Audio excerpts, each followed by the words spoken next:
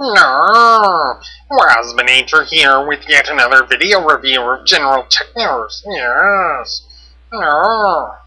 Anyway, here I am. Hello there, General Techno here yet again with yet another video review. I'm on a roll tonight and growing in enthusiasm regarding reviewing these things as I decide to review another classic, the Beast Wars 10th Anniversary reissue of Waspinator. This guy was actually what got me back into collecting Transformers, so he does hold a bit of a special place. I got this guy when I found out about the Beast Wars reissues, picked him up, and that started the avalanche because soon I got Alternators Prime, then I started getting the Cybertron guys, classics, and next thing I know, my collection is much bigger than it was in my childhood. Anyway, Waspinator has always been one of my favorite Beast Wars characters. Here's his Wasp mode from the side. Posability-wise, it's fairly limited. It's got the wings on ball joints, which can't really move that much. It's got the legs here, which can move up and down. Again, not really that posable. The head sculpt is really good.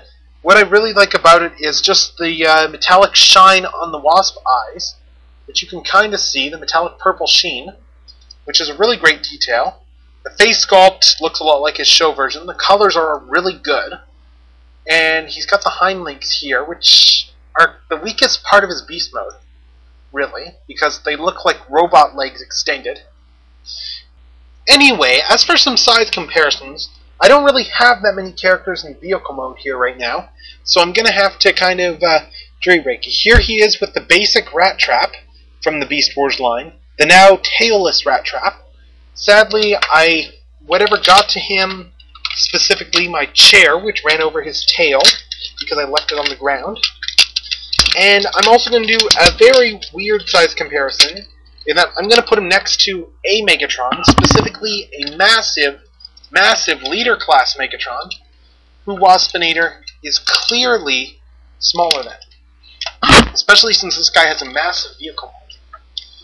I might get to reviewing him later, but anyway, Waspinator, he's a fairly average for the Beast Wars line of figures, and his paint job is pretty good. For transforming this awesome character who loves to explode. First, we're going to pull off his missile launcher here. And next, we are going to pull out his legs. He has a really simple transformation. We're going to pull down the head right here, and we're going to push it off to the sides. And there is a little peg in here, as you can see, where the wasp heads can lock into. They don't lock very well, though. We pull the legs down like so, and we fold the crotch plate up like this. Once the crotch plate is folded up and locked in securely, we take the legs, rotate the bottom 180 degrees. There's a little peg here on the leg, and there's a little hole inside the leg right there.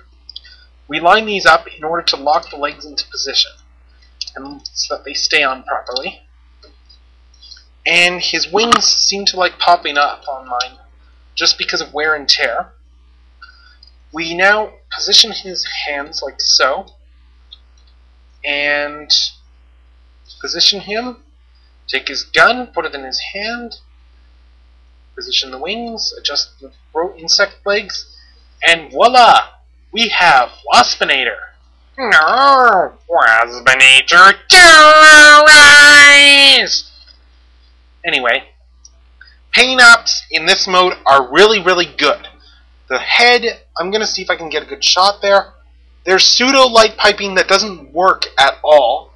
It looks like it was intended to work, but it doesn't work whatsoever. Paint-apps on the head, though, are great. He's got the little black around his eyes like on the show. The antennae are painted. The little circle up there on his forehead is painted, and his little mouth is painted like the mouth he has on the show. Again, the paint apps, he looks a lot like a show character, namely because the toy was pretty close. Proportions are a bit iffy. Posability-wise, he's got ball joints here, ball joints here. He's another one of those ball joint happy Beast Wars characters, in that just about all his posable joints are ball joints. Can't really move them back here because of the abdomen, though. Legs, his arms are an elbow joint. He's got an elbow joint that just goes up and down, and his arms go up and down like so. They're ball joints. They can also go in and out, kind of. just because of the way they're structured. And his insect legs can move up and down out of the way. Now then, as for some of his features. Waspinator, his gun is a missile launcher. His missiles store inside the wings, like so.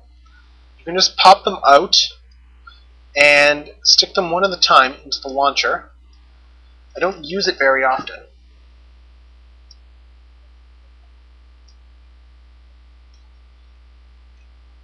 I feel like a John Madden popcorn popper ad, minus the electrocution. Just open the butter packet.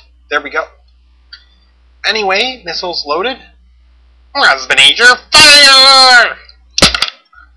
And as usual, it's a great Hasbro missile. Again, if you're wondering why I love Hasbro missiles so much, it's because I had a Batman and Robin Batmobile with a horrible missile, and Bob's Car from Reboot, which also had horrible missile launchers. So relative to that stuff, these are awesome missile launchers. He's also got a little gimmick here as a result of the mutant head gimmick they had in the first wave of Beast Wars. On the show, Waspinator's real head was his mutant head. He didn't have another head, because mainframe animators didn't have time to model two heads. So that feature was dropped. But he has a regular robot-looking head as well. If you fold down the chest there, and fold down the back here, which, as I should note, has a purple Predacon symbol tampoed onto it, you can then fold this entire piece out, rotate it up, put the chest and back on, and he's got a more traditional aesthetic head here. This really surprised me when I got it, because even though it's never used in the show, it is very well painted. They didn't not paint the head because it wasn't used in the show. It really looks good. He's got the yellow face with the green head, blue eyes, and he's got a bit of a blue crest here.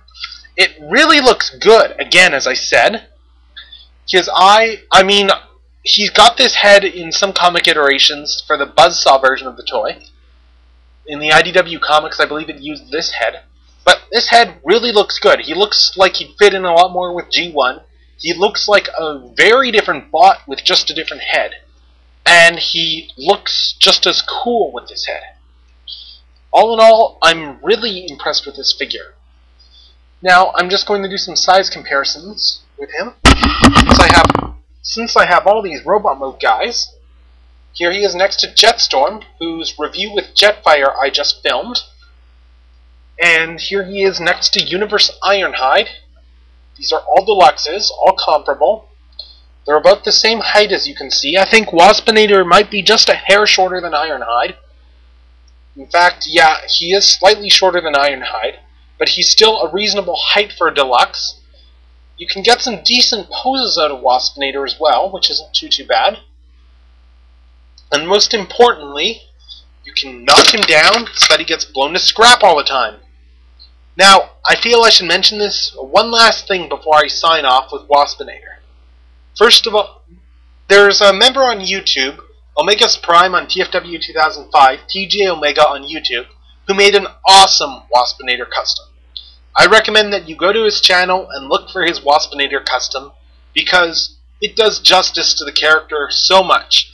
He even got Scott McNeil, the voice actor of Waspinator, to get a look at it at one of the conventions and videotaped Scott McNeil looking at it with ecstasy and glee with his Scott McNeilness. Anyway, Transformers, Beast Wars 10th Anniversary, Wazpinator. No, Technobot signing off. No.